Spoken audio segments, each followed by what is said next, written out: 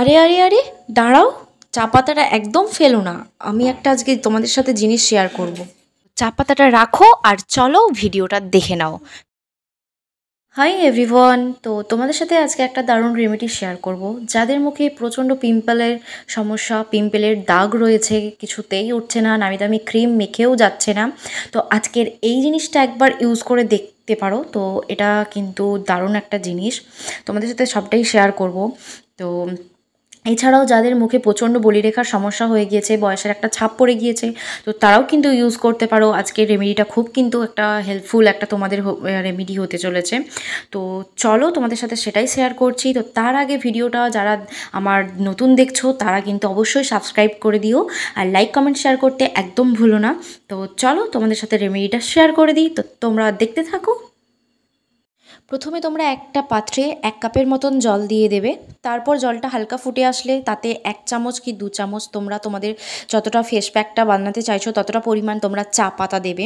তো চা পাতাটা দেওয়ার পর যখন জলটা পুরো ফুটে আসবে, একটা কালার হয়ে যাবে, তখন তোমরা এইভাবে ছেঁকে নেবে।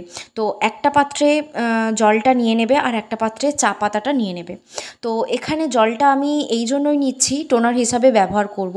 তো চা পাতার টোনার তোমরা এমনিও ইউজ করতে পারো। যাদের পিম্পলের সমস্যা তারা কিন্তু খুবই একটা হেল্পফুল তাদের জন্য।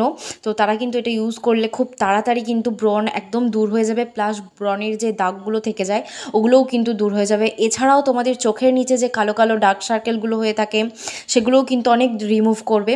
তো দেখো ওই যে জলটা, ওই জলটা দিয়ে আমি একটা তুলো দিয়ে জলটা দিয়ে পুরো মুখের মধ্যে লাগিয়ে নিচ্ছি তুলোর সাহায্যে। তোমরা চাইলে হাতে করেও লাগাতে পারো।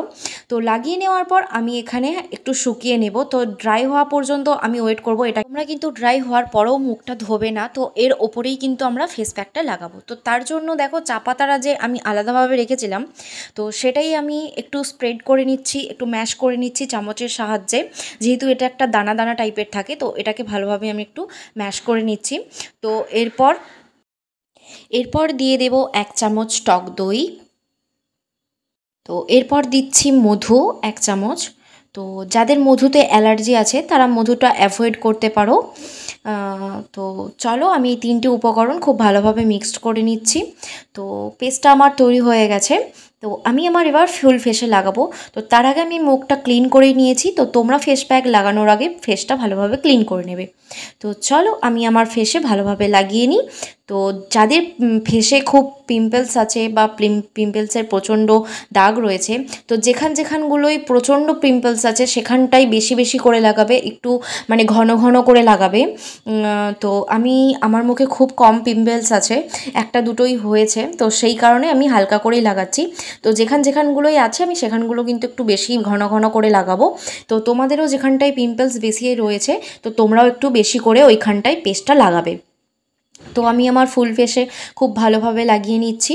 তো এটাকে তোমরা একদম 10 থেকে 15 মিনিটের জন্য ড্রাই হতে দেবে।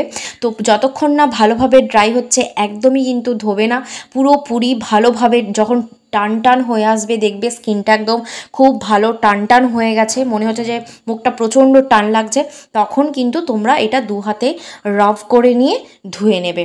তো চলো আমার এটা ড্রাই হয়ে গেছে। তো দেখতেই পাচ্ছ আমার স্কিনটা কেমন টান টান হয়ে গেছে।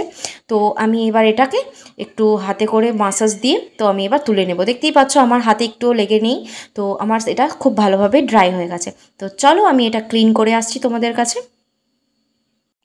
তো দেখতেই পাচ্ছ আমি মুখটা ক্লিন করে চলে এসেছি তোমাদের কাছে। তো কতটা গ্লোয়িং একটা সফট স্কিন লাগছে, তো তোমরা দেখতেই পাচ্ছ দারুণ একটা স্কিন। তো আমি হাত দিয়ে তো একদম জাস্ট পাগল হয়ে যাচ্ছে আমার স্কিনটার ওপরে। তো তোমরাও যদি একবার এটা ট্রাই করে দেখো তো তোমাদের স্কিনটাও কিন্তু আমার মতোই হয়ে যাবে। তাহলে কি বন্ধুরা, এবার চা পাতা আর ফেলবে না তো?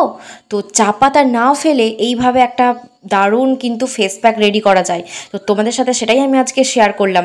তো তোমরা এই চা পাতার ফেস প্যাকটা একবার মেখে দেখো, জাস্ট একবার মেখে দেখো, তোমরা তারপরে নিজেরা একটা ইনস্ট্যান্ট রেজাল্ট পেয়ে যাবে। তো চলো আজকের মতো টাটা, এখানেই ভিডিওটা এন্ড করছি।